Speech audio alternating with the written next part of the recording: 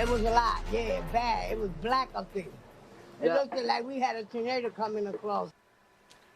First at 5, dozens of SEPTA buses go up in flames. A fire erupts at a depot for decommissioned SEPTA buses in Philadelphia's Nicetown, Tioga section. At the height of the fire, 150 firefighters were on the scene working to get the flames under control. 40 buses were damaged in the fire.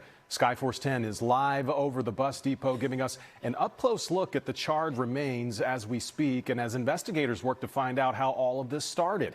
Thank you for joining us at 5 o'clock. I'm Fred Shropshire. I'm Tracy Davidson. This fire was placed under control at about 8 this morning, but there are still concerns over the impact the fire is having on the air quality. NBC 10's Miguel Martinez-Valle joins us live from Nicetown with the very latest. Miguel?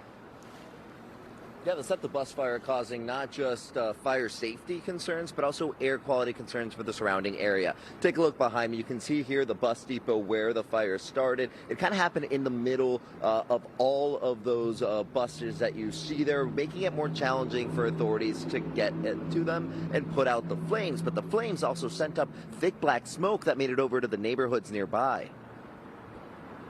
I seen a big black ball of smoke going towards Huntington Park. It didn't blow this way towards our houses, so we never smelt it. The SEPTA bus graveyard fire sent thick black smoke into the air this morning, but how that smoke hit you depended on where you lived. While those north of the fire in Germantown were able to avoid being covered in smoke, downwind in Nicetown, neighbors weren't so lucky. It was a lot, yeah, bad. It was black up there. It looked like we had a tornado coming across us. We spoke to Rosemary Zambrano while she was out doing her weekly street cleanup, but she told me as soon as she finished sweeping, she was headed indoors for the rest of the day. People like me with respiratory problems or elderly people with due to this fire, please stay in. The city's health department sent inspectors out to the fire scene to collect air samples and assess air quality. They say they found high levels of particulate matter in the air, as well as dropping levels of benzene, ethylbenzene, and carbon monoxide. They're recommending people stay inside and close doors and windows. For families with small children, that's a warning they're definitely heeding until they hear otherwise. Definitely for the safety of the people and the children, you know. That's very important, so hopefully we'll hear something soon about that.